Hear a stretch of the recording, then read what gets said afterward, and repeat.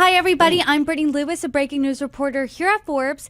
Joining me now is Clayton Allen, the U.S. Director at Eurasia Group. Clayton, thanks so much for coming on once again. Thanks for having me on. As we sit here right now, it has been 1,000 days since Russia first invaded Ukraine. And over the weekend, President Biden made a pretty historic move. He signed off on allowing Ukraine to hit Russia with U.S.-supplied long-range missiles. This is for the first time. So what's your reaction to the news? What do you make of this? How big of a deal is this move? I think there's a couple of things worth noting. This has been some time in the making. This is not a spur of the moment decision. It's been discussed within US policy circles for quite a while at this point. It's also worth noting that the US didn't exactly give Ukraine free rein to do exactly what it wants. Ukrainian strikes into Russian territory are heavily dependent on US targeting data and intelligence sharing. The US is very tightly controlling that information and using that to exercise some moderation or some influence over what targets Ukraine's actually able to strike. Similarly, the U.S. is giving permission for use of ATACMS, U.S.-provided long-range missiles, for strikes into Russia. This hasn't opened the door for Ukraine to use other Western-provided systems for the same purpose. So it's not free reign. There's restrictions. There's some strings attached here. So how big of an escalation do you think this is in this conflict? I think that this is one of kind of a series of step escalations. This is not necessarily that different to the decision to provide Western aircraft or the decision to provide heavy armor. Certainly it's an escalation, but it's an escalation that's not happening in a vacuum. We've seen Russia respond to prior expansions of US military or Western military aid with threats of greater Russian offensive action, threats of greater Russian activity. Certainly you've seen Putin respond in this manner by changing the threshold for use of nuclear weapons, though in our view, Russia is still very likely to skew more towards responses that meet sort of the level of escalation that the U.S. has exercised, i.e. Russia's response will be proportional and likely relatively limited. I want to talk about that a little bit because Putin reportedly revised the country's nuclear doctrine here. And essentially what it laid out was that if a country is aided by nuclear power attacks Russia, Russia will view that as a combined attack from both countries. So what message specifically is Russia sending to the United States with this? Message here is that Russia is upping its potential ability to respond. It's upping its perceived aggression. Our view is that this doesn't meaningfully change, at least for now, the likelihood that Putin actually uses nuclear weapons. We still have it as a low risk, a 5% tail risk in our estimation.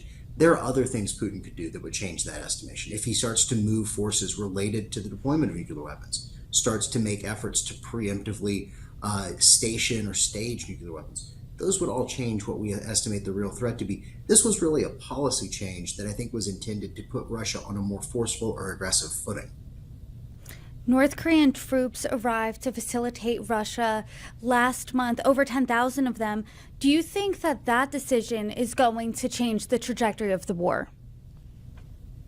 I think in a lot of ways it already has. I think that was one of the crucial aspects of sort of pushing the Biden administration to make this decision when it did. Certainly that and the expectation that Trump will take a potentially different approach to dealing with Kiev, and that giving Kiev sort of the maximal amount of U.S. permissions in the near term puts them in a better position. Now, I think there are many people who would argue that the U.S. is still holding Ukraine back from utilizing the full slate of its capabilities. And the Biden administration is likely doing so in an effort to try and avoid stepping over what they consider the line of unsustainable escalatory moves from the West. Some on the right, though, have said that this decision, Donald Trump Jr. included, said that this decision by Biden could lead us into World War III. Do you think that's the case? Do you think this actually, or Biden's decision, opens the door for potential negotiations? I think that when you look at people who are necessarily political adversaries, take their comments in the context in which they're provided. Donald Trump Jr. is never going to say anything that is anything short of a full-throated criticism of the Biden administration. Why would he? He's a political adversary. It pays him no benefit to compliment or to highlight something that Biden is potentially positive. He's always going to criticize him. I think that This is not going to be the thing which triggers either escalation into a much expanded conflict, nor will it be the thing which triggers negotiations. Our view is that there will likely be some temporary ceasefire in 2025, but that's going to be driven by the realities of war. Ukraine needs time to rearm, reassess, reequip. Russia, with Trump potentially pushing for some sort of ceasefire that potentially derives some concessions from the Ukrainians, will similarly be more open to coming to the table. We think that that's a temporary pause in the fighting, not a permanent solution, but it does suggest that that's coming, just maybe not as a result of this particular policy change. Biden made this allowance when he's essentially a lame duck, just about 2 months until Donald Trump gets sworn in. So I want to talk about the timing here. Could Donald Trump repeal this once he's president? How will our relationship with Ukraine change once Donald Trump's in the White House? Sure. So we're 2 months and 1 day out from Trump taking the White House. And this is not something that Trump would necessarily have to repeal. Depends on ongoing U.S. cooperation. As I mentioned, Ukraine's ability to hit targets inside Russia with these long-range munitions requires a high degree of U.S. targeting and intelligence sharing. So if that targeting data sharing suddenly is curtailed or is curtailed over time, that would diminish Ukraine's ability to move forward and prosecute these strikes. The U.S.-Ukrainian relationship will likely change pretty substantially when Trump takes office. We know and we expect that Trump's key policy goal is bringing about some sort of rapid conclusion to the conflict, even if it's only a temporary ceasefire. Our expectation is that that likely includes putting demands on Ukraine to offer up concessions, potentially around territory or other items, using that to try and incentivize Russia to come to the negotiating table. So the U.S. relationship will shift from what it is today, which is sort of almost unlimited public political support, saying this is always going to be negotiated on Kiev's terms, and situational or very nuanced military support behind the scenes, letting Ukraine strike some targets but not all, to a position of the U.S. pushing very publicly for a ceasefire, even if it comes with concessions that Ukraine would prefer maybe not make. Let's talk about those long-term implications. I know you don't have a crystal ball. You can't see into the future here. This conflict has been going on now, like I said, for 1,000 days. So when Trump comes into office, he's going to try to rapidly bring this to a conclusion. What does that look like long-term for Ukraine if they have to make those concessions that they really aren't too favorably wanting to make? So I don't have a crystal ball. I think that right now, we're trying to figure out exactly what Trump's long-term perspective, long-term goal set is. When he takes office, we know that his initial goal, his initial priority, will be bringing about some conclusion to the current fighting, even if that's a temporary ceasefire. Longer term, I think it's an open question as to what an acceptable structure for long-term peace looks like. There are multiple actors that need to be bought in: Ukraine, Russia, Europe, and the U.S. I think Trump's perspective is just one of many. He might be one of the louder voices in the room, but his perspective is just part of what will ultimately be a long-term political solution. And to be quite frank, I don't think anyone has a clear perspective on what exactly that long-term political solution currently entails.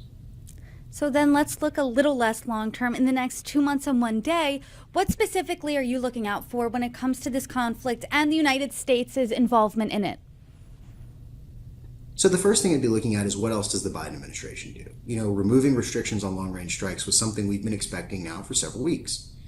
What next would be potentially what he does with remaining presidential drawdown authority. There's still several $1 billion in U.S. drawdown authority that would send weapons from the U.S. defense stockpile to Ukraine. Does Biden follow through and actually deliver those weapons? That would be step one. Step two is Biden, or what can Biden and Congress do to codify some of the long-term elements of U.S. military support? There are efforts currently underway to solidify or codify some of the long-term security agreements, albeit agreements which stop well short of mutual defense, to try and give Ukraine some sort of surety in long-term U.S. involvement.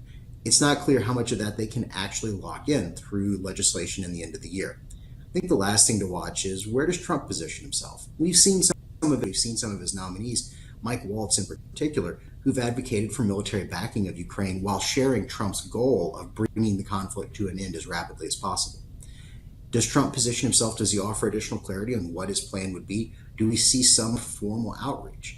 Trump's not going to be the president, but he will be relatively influential. Everyone knows that he'll be the president in, just about 61 days. So does Trump use that platform to try and advocate for a specific sort of beginning position in negotiations?